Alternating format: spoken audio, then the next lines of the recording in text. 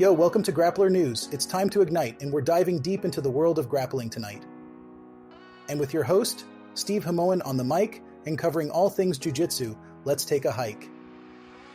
And from local mats to the global stage, and we're here to bring you the news page by page. Keen, so sit back, relax, and let's get this show on the road. Ian, with the latest in grappling, our knowledge will unload. All right, folks. Let's kick things off with some exciting news from the grappling world.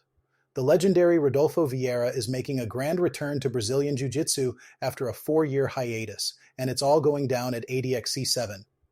This event is set to take place on November 17, 2024, and Vieira will be facing off against none other than Derek Brunson in the No-Gi main event. Now, for those who might not be familiar, Vieira has quite the storied history in the world of Jiu-Jitsu. He first made waves as a brown belt back in 2009, earning himself the nickname the Black Belt Hunter, after defeating two-time world champion Braulio Estima in an impressive display at the Abu Dhabi World Pro. His performance was so outstanding that he was promoted to black belt immediately upon returning home. And let me tell you, that was just the beginning for Vieira. He went on to claim 6 more Abu Dhabi World Pro titles, and 5 International Brazilian Jiu-Jitsu Federation World Championship titles. But he didn't stop there. He also conquered the no-gi grappling scene, securing an ADCC title in 2015.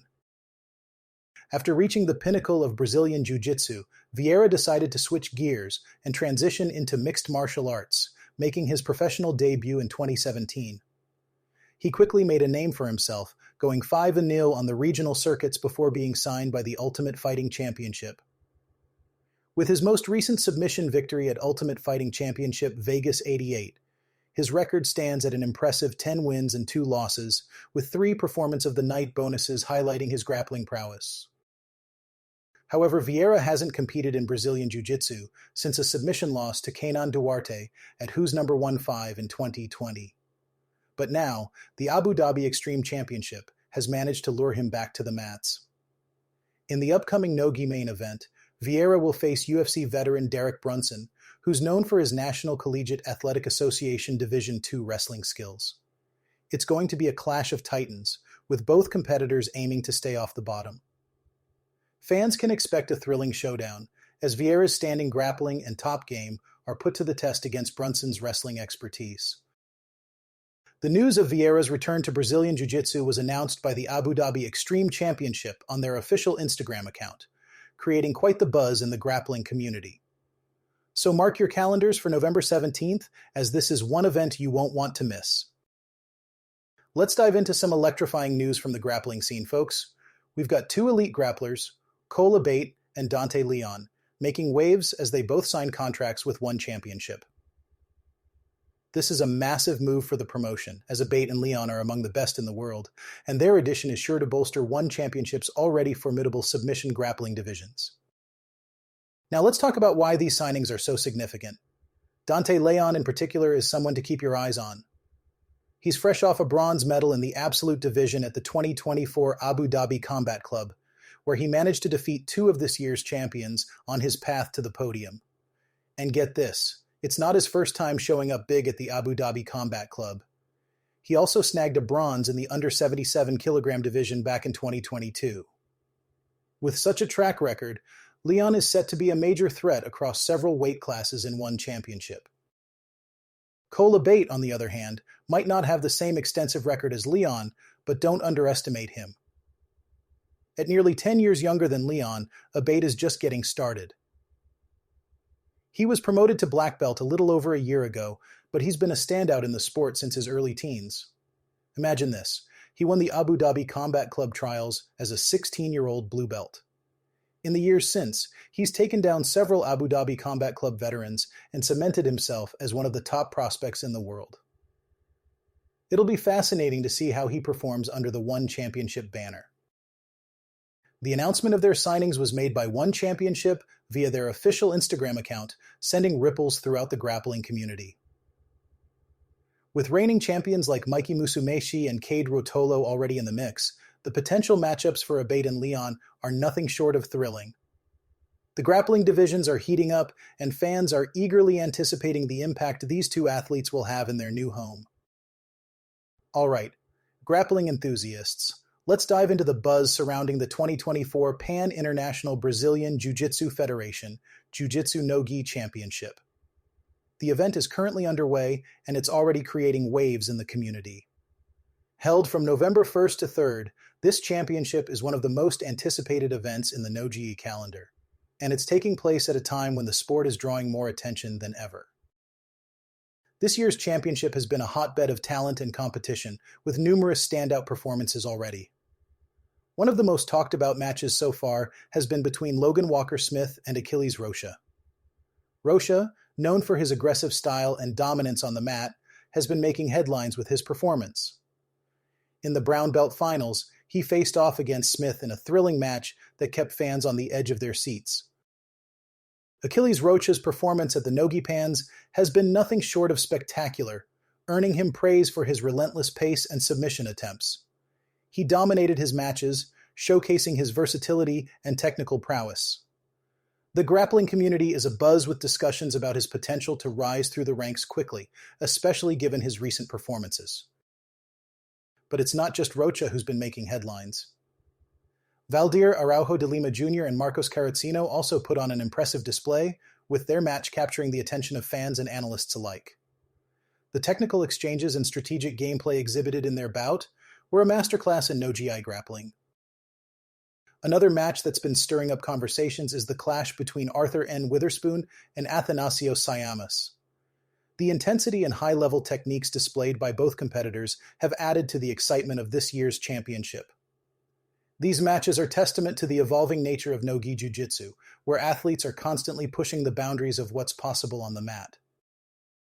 And let's not forget the intriguing promise made by Rene Sousa. He declared that there would be no buggy chokes in his matches, promising instead to bring all-out scraps to the mat. This bold statement has sparked debates among fans about the evolution of grappling tactics and the role of flashy techniques versus traditional grappling fundamentals. The event is being streamed live on Flow Grappling, and for those who can't catch it live, the replays are available. This accessibility has allowed fans worldwide to engage with the event, fueling conversations and debates about the matches, techniques, and future prospects of the athletes involved. All right, folks, let's get into the heart of the action with Nora Schultz's impressive journey at the No-Gi Pan Championships. Schultz has been making waves with her remarkable performances, and her latest match in the brown belt medium-heavy semifinals is no exception. Coached by none other than Rodrigo Cabral, Schultz managed to secure a submission victory, showcasing her skill and determination on the mat. For those who might not be familiar, Schultz has been a rising star in the grappling world, and her path to the finals has been nothing short of spectacular. Her ability to remain calm under pressure and execute her techniques with precision has earned her a spot in the finals, and the grappling community is buzzing with excitement about her potential to take home the gold. One of the most talked about aspects of Schultz's performance is her strategic approach to the matches. Known for her adaptability, she has been able to adjust her game plan on the fly, countering her opponent's moves with calculated precision. This adaptability is what sets her apart from many of her peers and has been a key factor in her success so far. The semifinal match itself was a testament to Schultz's growing reputation. Her opponent came in strong, but Schultz maintained her composure, waiting for the perfect moment to capitalize on a mistake. When the opportunity presented itself, she executed a flawless submission, securing her place in the finals and leaving the audience in awe. The commentary and mic'd-up segments from the match have gone viral, with fans and analysts alike dissecting every moment of the bout. Schultz's ability to communicate effectively with her coach, Rodrigo Cabral, during the match was also highlighted as a crucial element of her performance. This dynamic between coach and athlete is often overlooked, but in Schultz's case, it was clearly a game-changer. As we head into the finals, all eyes will be on Schultz to see if she can continue her winning streak. The anticipation is building, and fans are eager to see how she handles the pressure of the final showdown. Will she rise to the occasion and claim victory, or will the pressure be too much? Only time will tell, but one thing's for sure. Nora Schultz has already made her mark at the No-Gi Pan Championships. Alright folks, let's dive into the much-anticipated No-Gi Pan Absolute brackets that have just been released, and it's safe to say they're causing quite the stir in the grappling community. The International Brazilian Jiu-Jitsu Federation No-Gi Pans at the adult black belt level have always been a highlight, and this year is no exception. The open class divisions are set to take the mats at 9:30 a.m. tomorrow, and they're stacked with top talent all aiming for double gold and glory. Starting with the men's open class, the number 1 seed is Anthony Robinson from Richardson Brazilian Jiu-Jitsu, also known as Shaggy Jitsu. He's got a potential showdown with Alejandro Mariano, a GI middleweight world medalist and leg lock specialist from Atos, who could pull off an upset. But whoever makes it to the semifinals will have their work cut out for them with contenders like David Garmo, Austin Orende, Rafael Silva, and Sean Yadamarco, all vying for the podium. It's going to be a battle of the up-and-coming talent. On the other side of the bracket, Devontae Bones Johnson holds the 2 seed and is favored by many to make a deep run. However, his first match could see him face off against Rene Sousa, a 10th planet black belt and a seasoned scrapper. The winner of this bout will have to contend with either Leo Lemos or Igor Schneider. Meanwhile, Francisco Lowe is the 3 seed and is expected to make it to the semifinals, ready to meet whoever emerges from this gauntlet. Switching gears to the women's open class, it's slightly smaller but brimming with elite talent. Elizabeth Clay returns as the top seed, making her comeback less than 2 months after welcoming her first child. Her presence in the open class signals her readiness to dive back into high-level competition. Clay's first match will be in the quarterfinals against the winner of Mayara Ribeiro, the top seed at Super Heavy, and Brittany Johnson. The semifinal could see her facing the victor between Daisy Leonanjo and ECJJA's Amanda Schultz. The second seed in the women's division is Salla Samola from Finland, who could potentially face last year's brown belt open class world champion Nadia Franklin. The winner of this matchup will go on to face either Maria Raffato or Amanda Bruce, making this side of the bracket equally thrilling. These brackets are sure to deliver some intense matchups and potential upsets. The anticipation is building, and the grappling community is abuzz with predictions and discussions about who will come out on top. With the matches just around the corner, all eyes are on the mats to see which athletes will seize the opportunity to claim the prestigious No-Gi Pan titles. Alright, grappling fans, let's dive into the latest from the 2024 Amateur International Grappling Association Champions League United States Qualifier. This event, held from October 18th to 20th, has been a hotbed for emerging talent and intense competition, and it's been making quite the splash on Flow Grappling. First up, let's talk about Dory Aoun versus Ryan Aitken, a match that's been turning heads. Aoun's technical prowess was on full display, and Aitken brought his A-game, making for a thrilling showdown that had fans on the edge of their seats. The back-and-forth nature of this match showcased the depth of talent present at the qualifiers. Another standout moment from the qualifiers was the clash between Scott Baylor and Matthias Luna.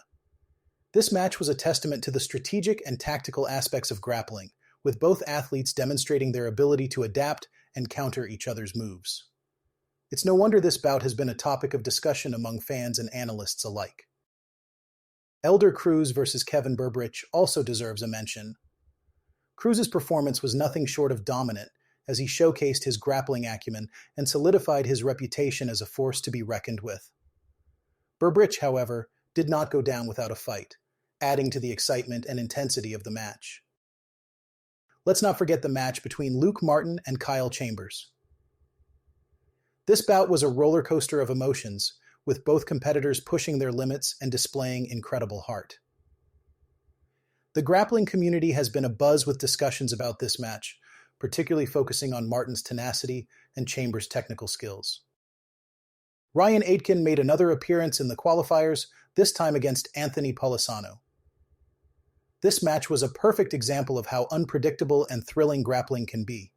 Aitken's ability to bounce back and adapt his strategy mid-match was impressive, and Polisano's resilience added to the drama. All in all, the 2024 AIGA Champions League United States Qualifier has provided plenty of action and talking points for the grappling world. With so many promising athletes and unforgettable matches, it's no surprise that this event has become a major highlight on the competitive grappling calendar. Alright, grapplers, let's take a trip down memory lane with a throwback to a classic moment in Brazilian Jiu-Jitsu history. We're talking about the time when JT Torres and Andre Galvao, two titans of the sport, were caught on camera rolling together.